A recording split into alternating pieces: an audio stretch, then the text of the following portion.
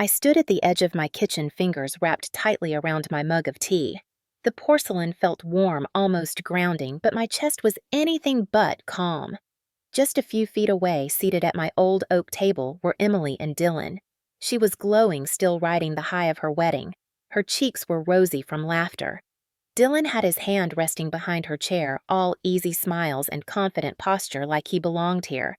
He looked at me and slid a thick white envelope across the table. His movements were practiced, calculated. I didn't reach for it. "It's just a formality," Dylan said with a casual air. "A multi-generational asset agreement. Helps everyone stay aligned moving forward." Emily nodded eagerly. "It's not a big deal, Mom. Dylan's just being proactive. It's a smart thing, especially since we're planning to invest in property together." My pulse thudded in my ears. "I thought we could all be on the same page," he added. "It'll make future transitions easier." "This is just to align family interests. You know, I didn't speak. I didn't move." The envelope sat there between us, white, heavy, pressured. They had only been married 3 days.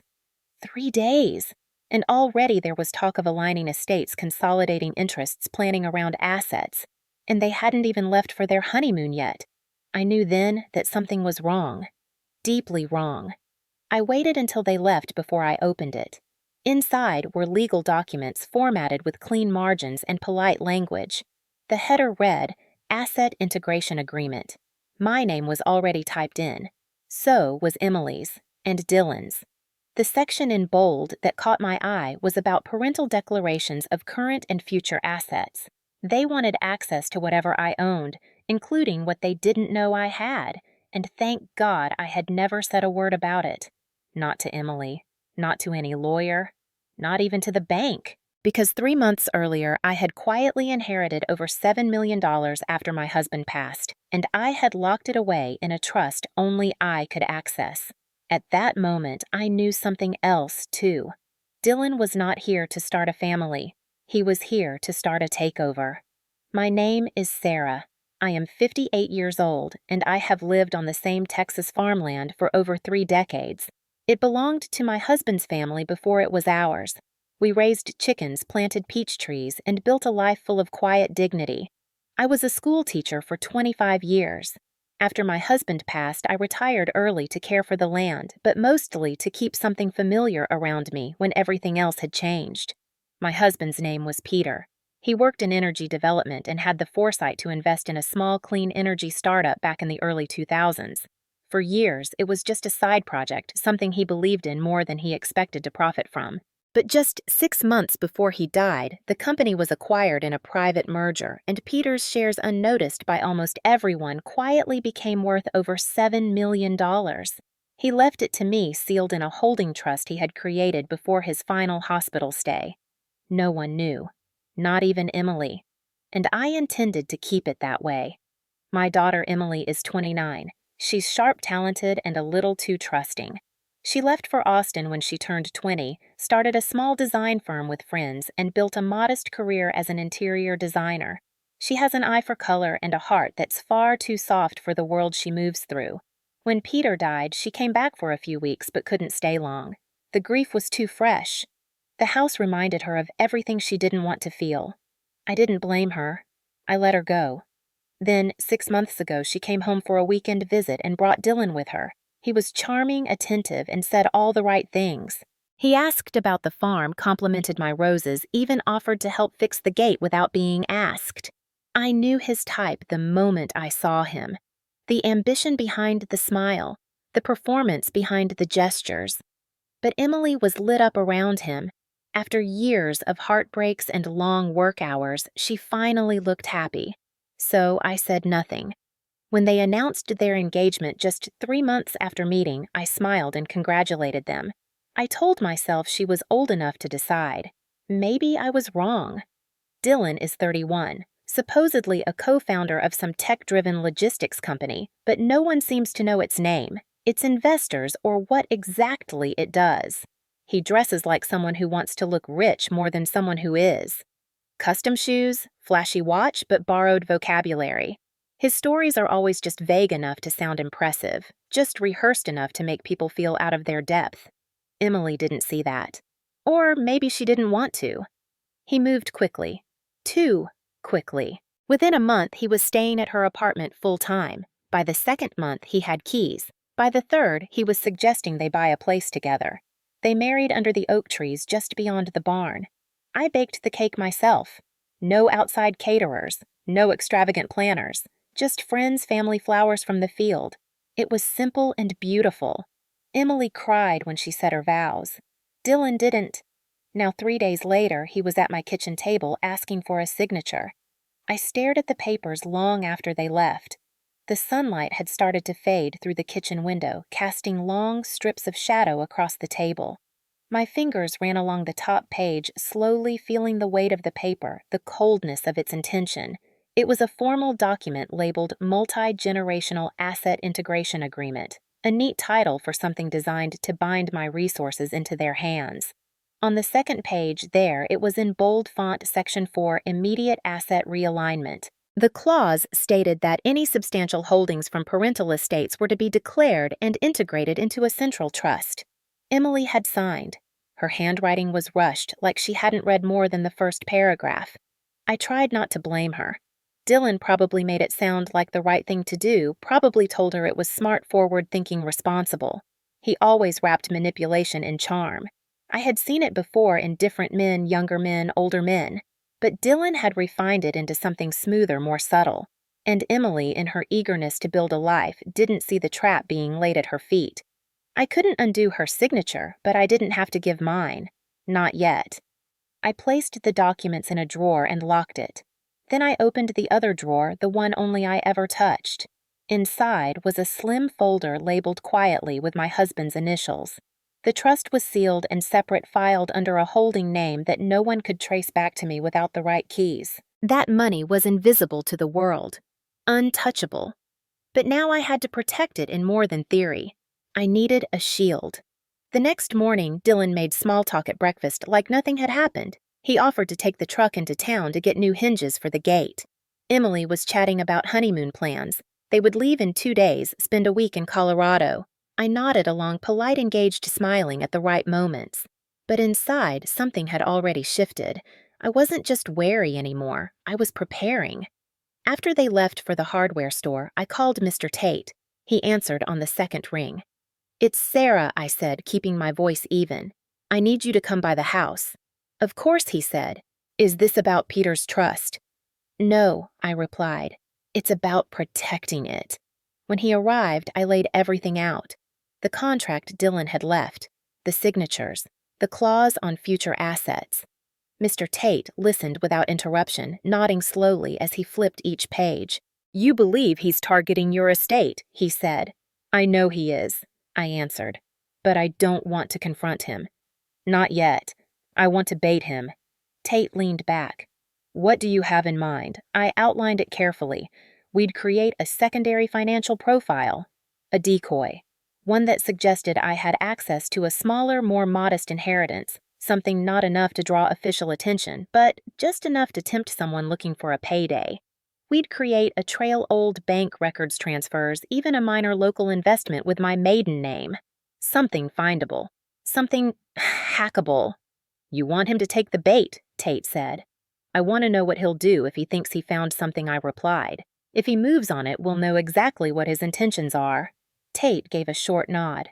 "I'll start drafting tonight." Before he left, I paused him at the door. "One more thing," I said. "I need you to install a camera in the den. Hidden. And another in the study. I have a feeling he'll go looking when we're not watching." He didn't argue. By that evening, everything was in motion. A false digital trail. An accessible account. A single folder left in plain sight labeled estate notes. It was bait. And if Dylan bit, I'd finally see his true face. The days that followed were quiet, almost too quiet. Dylan didn't bring up the paperwork again, but I caught him glancing at the hallway desk more than once. He was polite, helpful, even clearing dishes, walking the dog, offering to help fix the porch railing.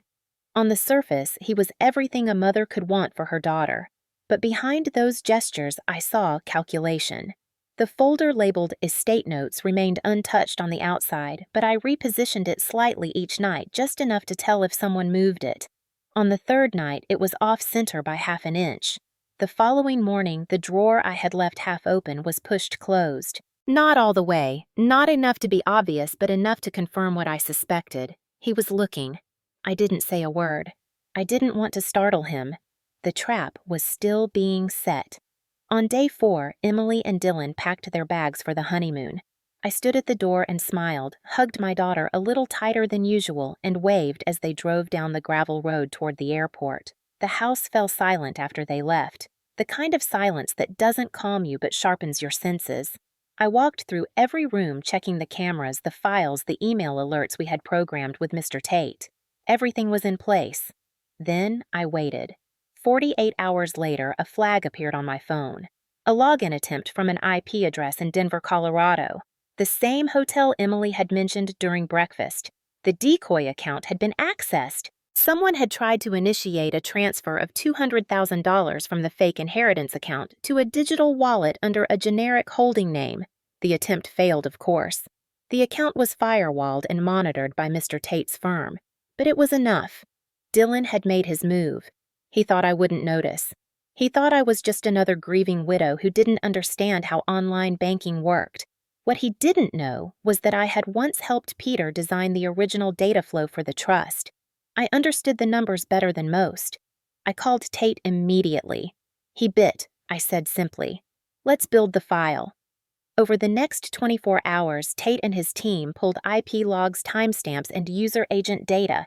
It was unmistakable. The login had come from Emily's tablet. That told me everything I needed to know. Dylan had her passwords. He had access to her devices. And he wasn't just planning to siphon money from me. He had positioned himself to bleed her as well. That night, I barely slept. I sat by the fireplace with a mug of chamomile tea and watched the flames dance. I thought about Peter, about how proud he would be that I had caught it in time. I thought about Emily, about how devastated she would be if I told her the truth too soon. I needed proof. Not just technical logs. I needed something undeniable. So I went back through my phone, pulling up photos and videos from the wedding. I reviewed the footage from guests from the old camcorder we used to set up on a tripod near the altar. And there it was, a shaky video clip taken during the reception. Dylan, glass in hand, surrounded by his groomsmen. Someone off camera asked a question, laughing. The audio was muffled but clear enough. So what now? You married into the good life. Dylan raised his glass and said, Not yet, but give me a month, you'll see. They all laughed. He smiled like the deal had already closed. I paused the video and stared at the screen. That was it. Arrogance caught in the open. I sent the clip to Tate. He responded within minutes. Perfect. That's the motive. That ties it all together. I nodded, though he couldn't see me. Get the full brief ready. I want everything lined up in case I need to go public. What's the next move? He asked. I want a meeting, I said, with both of them, before she finds out the wrong way. Are you sure? Tate asked. If he feels cornered, he might spin the story before you speak. Let him try, I said. He's underestimated me long enough. I ended the call and stared out the kitchen window. The wind was picking up, rustling the peach trees in the yard. The storm wasn't coming. It was already here. And this time, I wasn't going to wait for it to pass. I was going to stand in it and reveal the truth, no matter how much it hurt. The next morning, I called Emily and asked if she and Dylan could meet me for lunch the day after they returned from their honeymoon. I chose my words carefully, adding warmth to my tone so she wouldn't sense what was coming. I'd love to treat you both before you head back to the city, I said. She sounded surprised, but not suspicious. Sure, Mom, that sounds nice. Tell Dylan I've reviewed the documents, I added gently. We can talk through them over lunch. He'll be glad to hear that, she replied.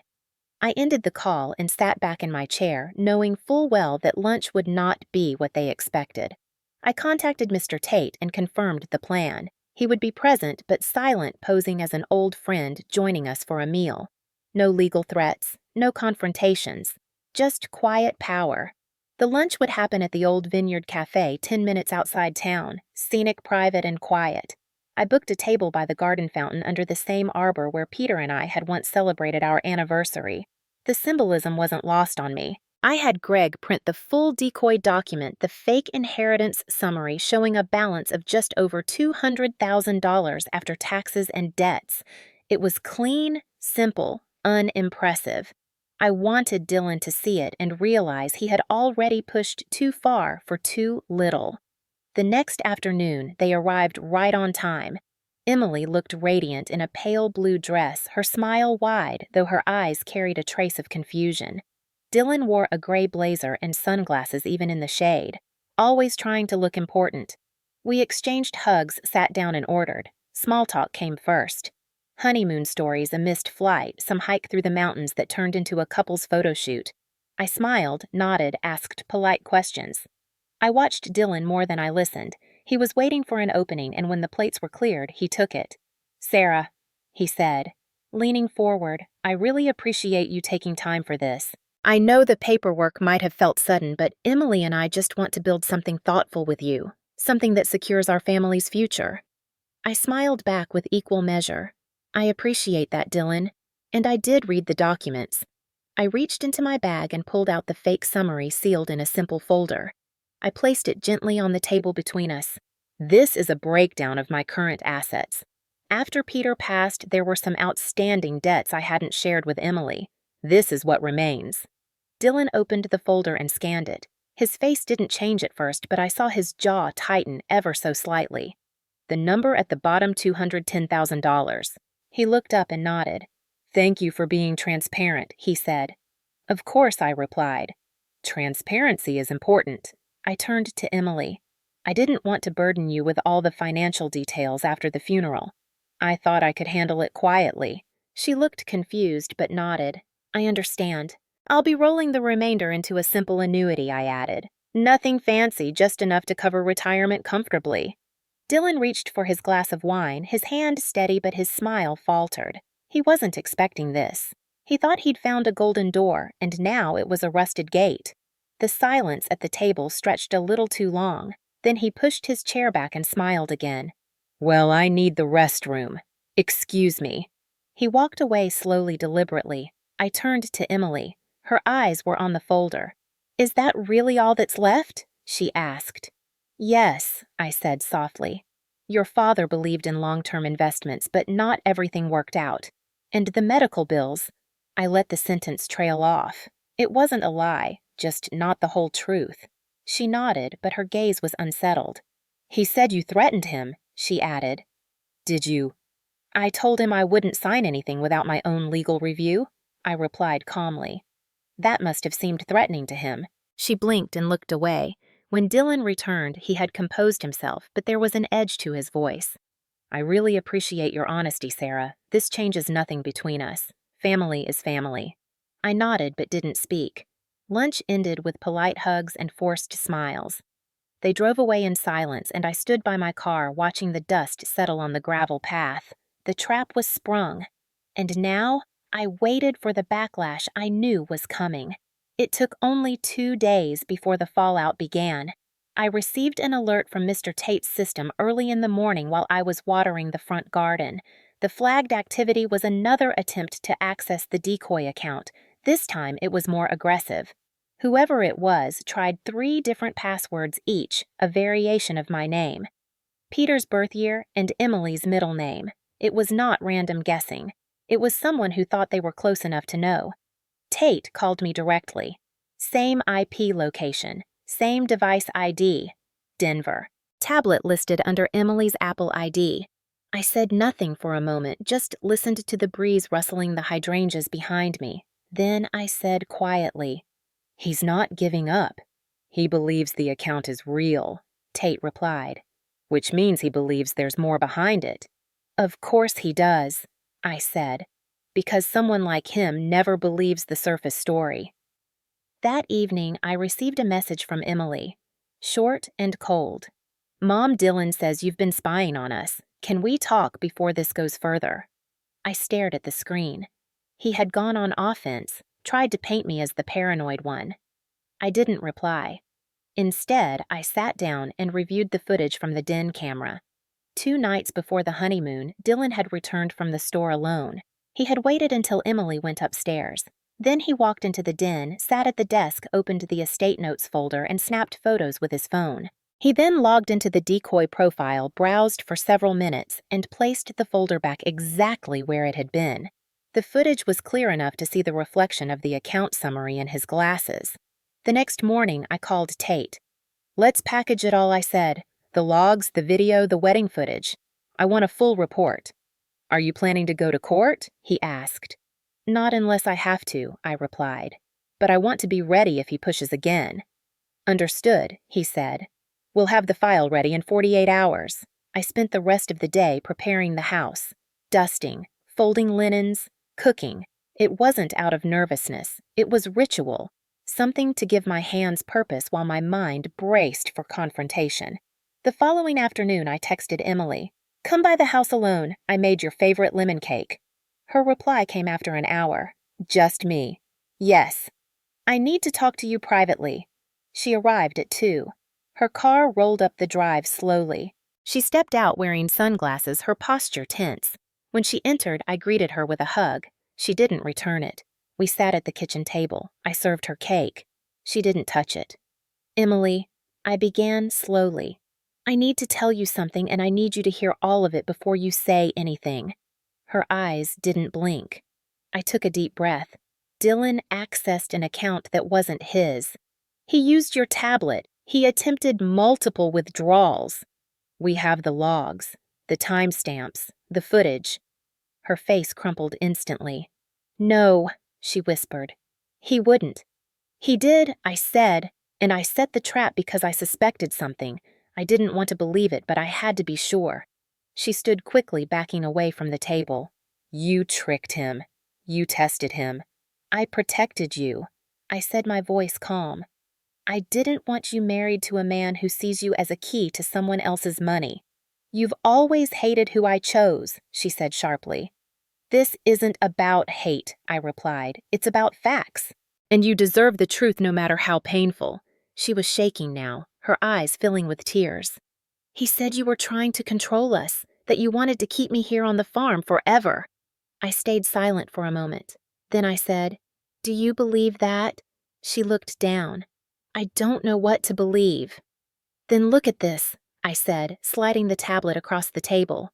"It's him. It's your tablet. It's the account." She pressed play, and I watched her break. Quietly. Completely. Emily sat in silence for a long time after watching the footage. Her hands were clasped tightly in her lap, her shoulders drawn inward like she was trying to disappear. I didn't push her. I just waited. When she finally spoke, her voice was thin and flat.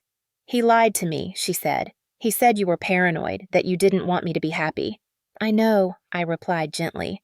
"He needed you to doubt me. That was the only way he could get close enough to everything." She looked up, her eyes glassy with disbelief. "What do I do now?" "That depends on you," I said. "But you should know he's already moved beyond just planning. He's acting, taking. That fake account, it was never real, but he thought it was. And he tried to steal from it." "What if he tries something else?" she whispered. "He will," I said. "Men like him don't stop until they're exposed." I handed her a folder. Inside were all the documents Tate had prepared. Logs, screenshots, IP traces, the clip from the wedding reception. Emily flipped through the pages slowly, tears running silently down her cheeks. "Why did I not see it?" "Because you loved him," I said, "and because he was very good at hiding the truth." She nodded and then said something I didn't expect. "I want to be there when you confront him." I hesitated. "You don't have to do that." "I need to," she said. "I need to see his face when he realizes I'm done protecting him." So we arranged the meeting, Mr.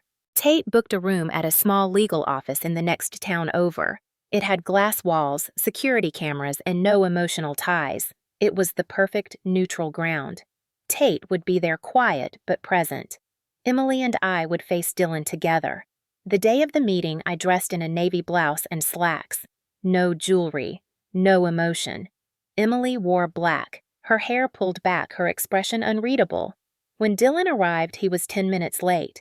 He walked in with a confident stride, sunglasses in one hand, a folder in the other. "Ladies," he said smoothly, "I hope this is a misunderstanding we can clear up." Emily didn't speak. I nodded once and gestured to the chair across from us. Mr. Tate sat to the side, silent. Dylan opened his folder and began to speak, but I stopped him with a quiet sentence. "Before you say anything, we'd like you to look through this." I slid our folder across the table. He glanced at it, hesitated, then flipped the cover open. He scanned the contents quickly at first, then slower. His jaw tightened as he reached the IP logs. His fingers paused at the wedding clip transcription. When he reached the timestamps tied to Emily's tablet, he sat back slowly, eyes narrowing. "This is illegal," he said. "You can't just spy on me." "We didn't," I replied calmly.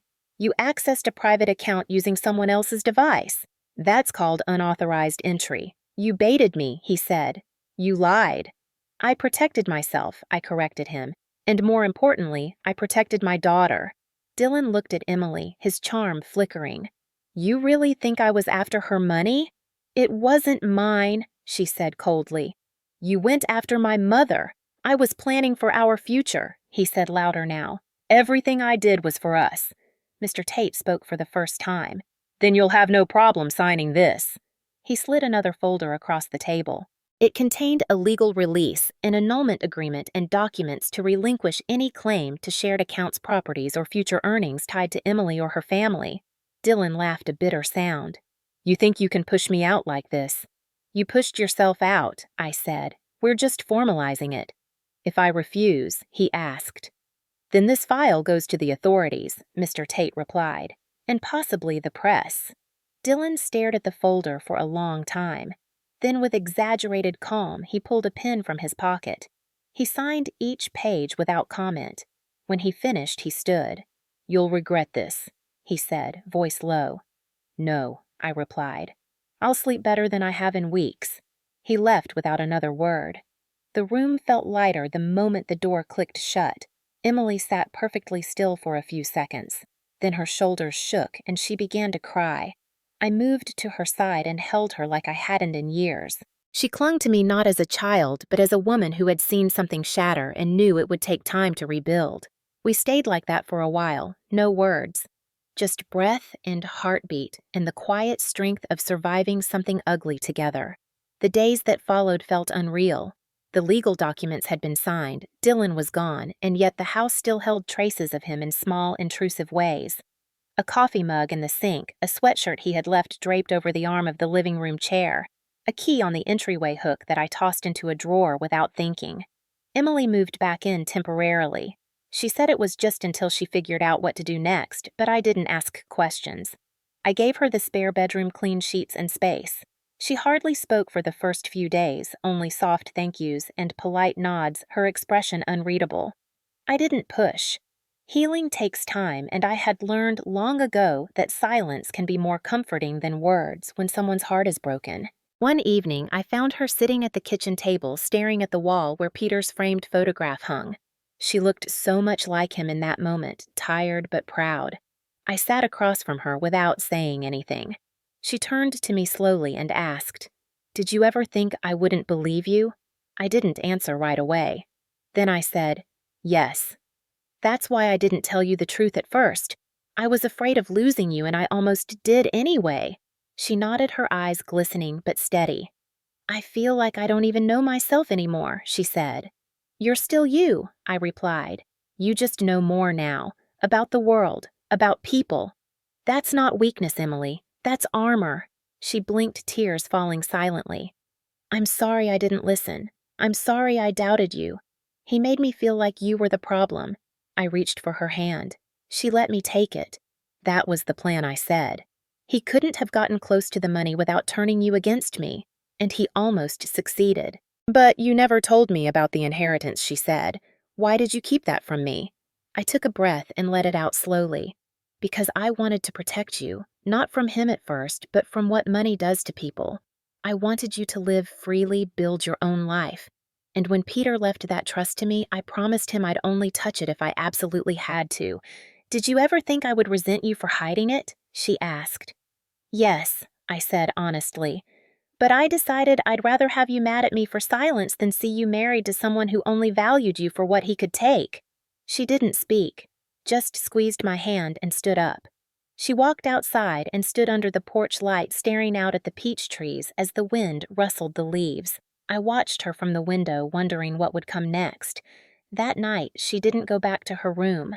She stayed in the living room, curled up on the couch with an old quilt and a cup of tea. The next morning, she was already in the kitchen when I woke up. She was making pancakes, humming softly to herself. I didn't interrupt. I just watched, grateful quiet, still afraid, but beginning to hope. A week passed before Emily asked about the trust. We were sitting on the back porch late in the afternoon, the sun dropping low behind the trees, casting golden light across the field. She had her legs pulled up in the old rocking chair, a blanket around her shoulders. I was sipping coffee, watching the way the wind moved through the orchard. She didn't look at me when she asked. "Is it true?" she said. "Did Dad really leave you $7 million?" I was quiet for a moment. Then I nodded. Yes, he did. He never told anyone but me. Not even Mr. Tate until the final papers were drawn. He wanted me to decide when or if it was ever made public. "Why didn't you tell me?" she asked again, softer this time. "Because the money wasn't the legacy I said. He didn't build all of that just to leave you a number in a bank. He built it so I could make choices, so I could protect what mattered. And when he died, what mattered most was keeping you safe from what wealth can attract." She looked down at her hands. "I think I understand now." "I know you do," I said. "You've seen what it can bring. The wrong people, the wrong love." "Was any of it real?" she asked. "With Dylan?" "That's not a question I can answer," I said. "But I believe you loved him. That was real, and maybe in the beginning he convinced himself he loved you too. But when a man sees opportunity where he should see loyalty, that's the only truth you need to know." She didn't speak for a while. Then she said, "What are you going to do with the money now?" I smiled faintly. "I've already made some decisions. Part of it is locked into charitable trusts. Part of it will stay where it is untouched. But there's something else. I'd like to start a scholarship, in Peter's name, for rural kids who want to study environmental engineering. He would have liked that." "That sounds perfect," she said. The breeze picked up again, and for a moment we both just sat there saying nothing, letting the peace settle. Later that evening, we made dinner together. Nothing fancy. Just roasted vegetables from the garden and chicken seasoned the way Peter used to make it. We ate in the kitchen with the radio playing softly in the background. When we finished, Emily poured 2 cups of tea and said, "No more secrets." I nodded. No more secrets. She reached across the table and touched my hand. "Thank you for saving me." "You saved yourself," I said. "I just laid out the truth. You chose what to do with it." That night I went to bed feeling something I hadn't felt in a long time. Not relief, not victory, but peace. The kind of peace that only comes when you do what is hard but right. I looked out the window one last time before turning off the lamp. The stars were clear. The wind was calm. And somewhere deep inside me I knew Peter would be proud. Not because we kept the money safe, but because we protected the heart of our family. And in a world where love can be twisted by greed and promises broken by ambition, that was the only legacy that truly mattered.